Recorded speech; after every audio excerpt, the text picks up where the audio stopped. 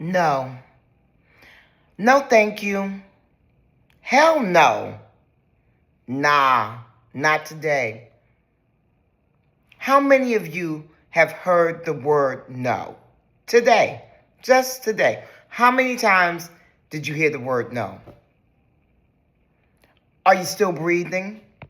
Are you still living? Are you still going on with your life and pursuing your dreams and your passions? See, so many times we are afraid to pursue anything because we don't want to hear the word no. So a lot of times we'll have big dreams and ideas, but before we can even go out and pitch them or share them with anyone, we talk ourselves out of them because we don't want to hear the word no. Right? I'm sure it's happened to you. You're probably sitting on an idea right now that you just are not talking about because you're afraid that if you tell someone, they're going to say, nah, that ain't it. Well, I'm here to tell you that you should never let fear of hearing the word no stop you from pursuing your passions. You shouldn't do it. Because one person's no don't stop no show, baby. A no is literally just two little letters that only have the power that you assign to them. If you don't take that no to heart, because you know in your spirit, in your soul, in your core, that what you are telling people about, what you are selling, what you are pitching, really does make sense, then a no is nothing to you. You can dust it right off your shoulder. No, okay. On to the next. And that's what I want you to get equipped with. The ability to hear a no and keep it moving. Which is why I think that every single person should be a salesperson at least once in their lives. Did you sell some Girl Scout cookies? Did you have a newspaper route? Did you sell cable in college? Did you ever sell anything? If you ever sold anything in life, then you know that you will hear the word no. But you know that if you keep going, you will eventually hear the word yes. Especially if you believe in your product and you know how your product can help someone solve a problem that they have in their lives. That's a whole 1-2 on how to become successful at selling anything. Believing in your product and then understanding how that product will actually help solve someone's problem. So the reason why I know so much about all of this is because once upon a time, I was the fashion advertising director at Vibe magazine and then later on at Rolling Stone magazine. At Vibe magazine, I had a very tough category for Vibe. I was in charge of luxury fashion. Now, this is the late 90s. You guys probably don't even remember this, but once upon a time, Black people and luxury fashion were thought to be polar opposites. No one saw the synergy of urban culture, aka Black and brown people, wearing, creating, being a part of luxury fashion. They just could not fathom it. So when I come onto the scene of Vibe magazine, charged with the idea that I'm going to go out and I'm going to break all of these luxury fashion houses and bring them into Vibe magazine, it was a daunting task. Many people, even at Vibe magazine, doubted if I was going to be able to do it. But see, what they didn't know is that I had some secret weapons in my pocketbook. And you know what those were? Well, one, I believed in Vibe magazine. You see, they had a lot of magazines out during that time. It was like Rap Pages and The Source and, Double XL, all kinds of magazines that catered to Black and brown people and some white people that loved hip hop and R&B. But none of them looked, read, or felt like that Vibe magazine. Vibe was oversized. It had glossy pages. Emil Wilbekin was the fashion director. He did fashion shoots that looked like they belonged in Vogue and in GQ. I mean, it was beautiful. We had great stories. We had incredible writers that wrote for us. So it was very much an upscale magazine for hip hop and R&B lovers that just happened to be black and brown. So I believed in the product. I knew that luxury brands would fit right in with the work that the writers and the photographers and everyone were doing in Vibe magazine. Would be a great fit. I knew that. Now, they couldn't see it, but I saw it. The other thing is that I knew that these luxury brands were missing out on a lot of money.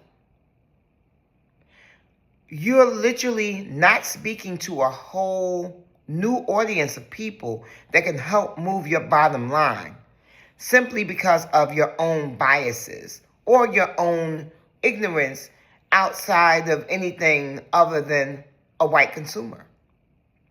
So, armed with the knowledge of how I could help that brand, those brands, and armed with the knowledge that Vibe was an incredible product, I was able to go out into the world and sell Vibe magazine. My first big win was Gucci. It was during the Tom Ford era. Now, Tom Ford, if you guys remember, when he designed for Gucci, everybody loved Gucci, and everybody in the hip-hop and R&B scene was wearing Gucci. From Mary J. Blige, to Puffy, to Lil' Kim, to Foxy, everybody was up in some Gucci. Now, Tom Ford happened to know that those hip-hop and R&B stars were wearing Gucci.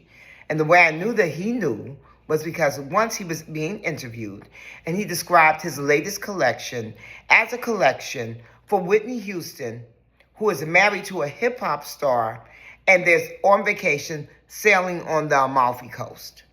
When I saw that, I said, okay, now wait a minute. So Tom Ford is saying that he's making this collection for Whitney Houston, who's married to a hip-hop star, and they're selling on the Amalfi Coast, but y'all are not even attempting to speak to black and brown consumers? Now make that make sense. So when I saw that, I immediately said, oh, I have to get to the Gucci, marketing people in the United States. So I cut out that quote. I had it laminated, made it nice and pretty. And then I went through all the issues of Vibe magazine looking for Emil Wilbekin's fashion editorials that featured Gucci. And then I tore those out the magazine and I had them laminated. And then I compiled them all. So about 20 pages of beautiful fashion editorial created by Emil Wilbekin with the quote on top. And then I had a leather case created to house it all. And then I sent that over to Gucci. 2 days later, I get a call from someone at Gucci saying that they will have a meeting with me to talk about advertising. Yay! Mama, I made it. Okay, not so quick. I got a meeting, which was amazing because no one from Vibe had ever really gotten a meeting before, especially not with the high up at Gucci. But I knew I wasn't out the woods. I was like, okay, I got my foot in the door. But now I got to get my whole torso up in there. So, go to the meeting, and I tell them about the Vibe consumer, and I tell them about the culture of hip-hop and R&B, and about how we are strivers, and about how we want to look our absolute best, and we always like to show up and show out. And fashion is an expression. It's an expression for us. It goes far beyond just it being something that you put on your body. For us, fashion really is about style, and it's about how we adorn ourselves, and it's literally a game-changing thing for us. So they take it all in, and I explain to them also that it's a part of our legacy. As Black people, we've always had to look our best to get into stores, to get into schools, to, get into church, all these different things. It was, for many, many years, it was never an option for us to just kind of show up, however, and be accepted. So we got into a habit of looking the part that we wanted to play. So I explained all that to them. They say, this sounds really good. We don't know. We have limited budgets, and, we really like to just really go into fashion magazines. I was like, I understand, but this is not a fashion magazine, but it's very fashion forward. They're like, okay.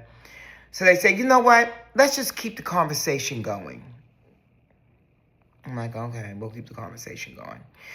So I was dejected because it's kind of a halfway no, right? So I go back and I'm like mulling it over. And then I realize it's only half a no, which means it's also half a yes. And then I start sending over to Gucci anytime Emil Wilbekin features Gucci in fashion editorials. I just send them over the magazine. And then anytime I saw any hip hop or R&B star wearing Gucci, even if it wasn't in our magazine, I would clip it out of the magazine or the newspaper and I would send it to them and say, oh, we just had Usher on our cover, and look how great he looks in Gucci. Or we just had Mary J. Blige on our cover, and look how spectacular she looks in Gucci on X, Y, and Z award show. A couple of months of that went by, and then a few months after that, I get a phone call from the Gucci head of North America advertising saying, we're going to try out Vibe. We're going to give you guys a couple of pages. We'll start out with sunglasses. So I'll explain this to you real quick. They started out with sunglasses because it's a lower price point. They still didn't really believe that the black and brown consumer would ever buy Gucci clothing. But they were like, they'll probably buy those sunglasses. So they gave us some sunglasses. And that was a very big deal. A very big deal. And you know what happened?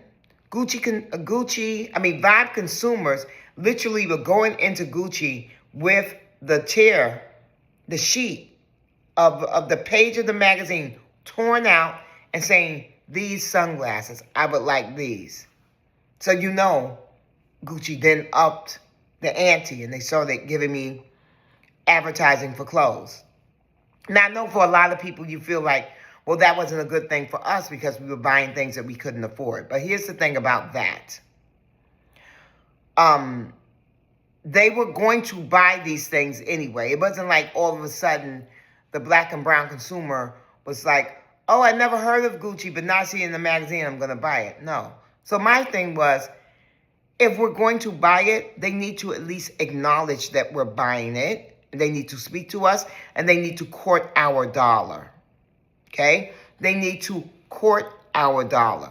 That's all I felt was fair and square. So they courted our dollar.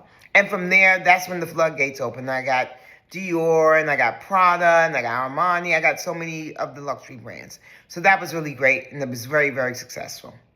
So I turned that no into a yes, and I built a brand out of it.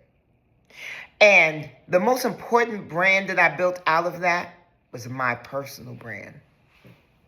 Now, I didn't know it at the time, but I was really establishing myself as someone who was innovative, someone who had integrity, someone who was very black identified and very proud of her culture and of her people, and someone who was authentically herself no matter what room she was in.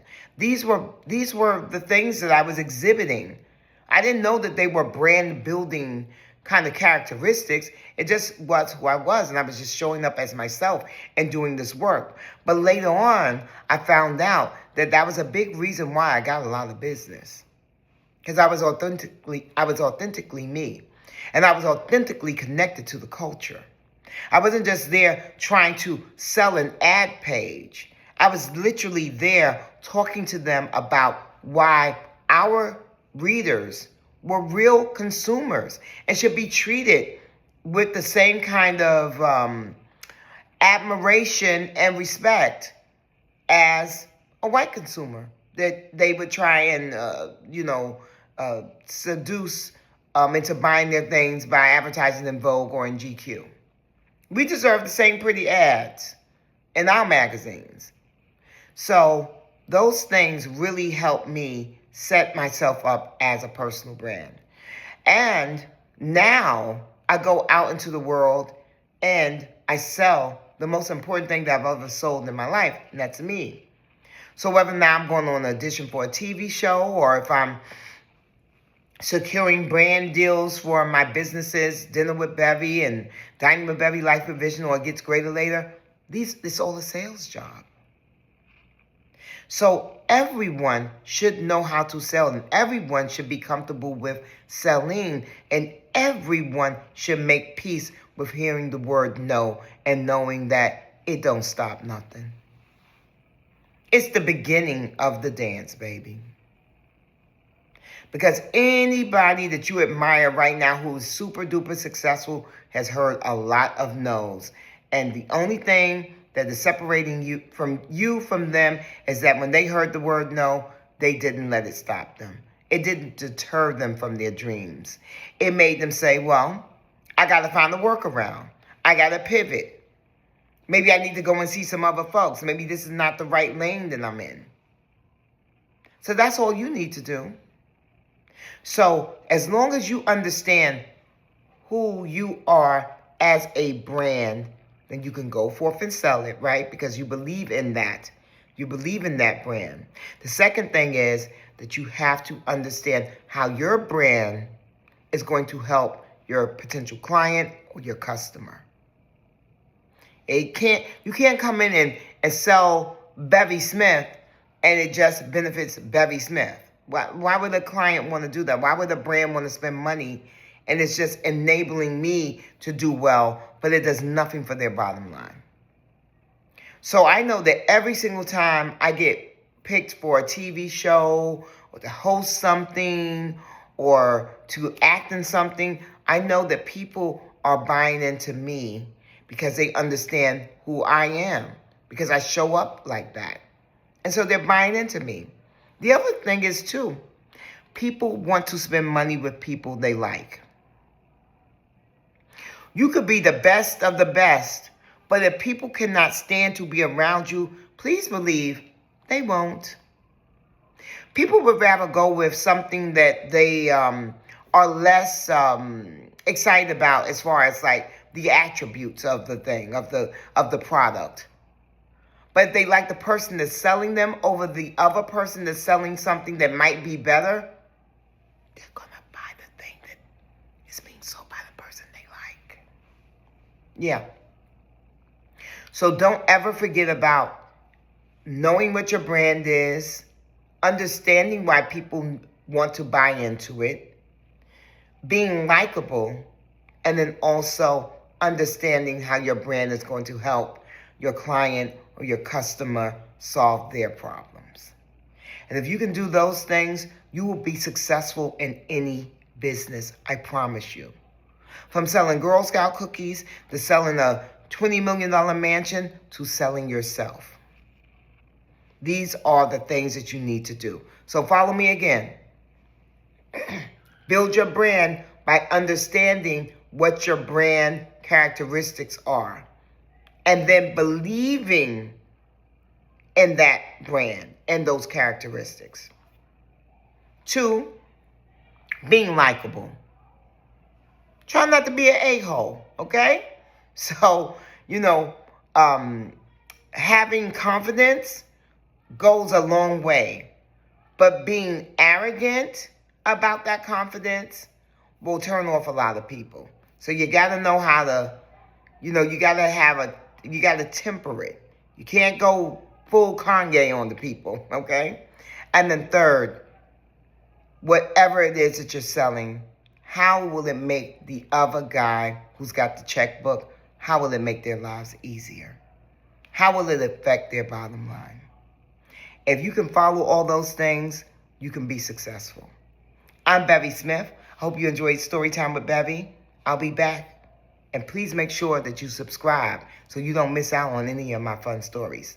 Ciao for now.